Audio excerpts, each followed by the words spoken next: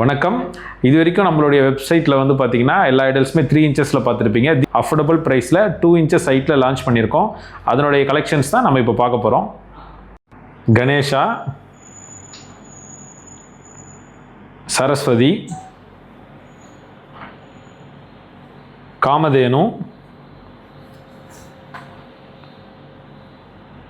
Lakshmi Narasimhar, Swami Ayyappan, Angalamman, Mariamman, Balambigai,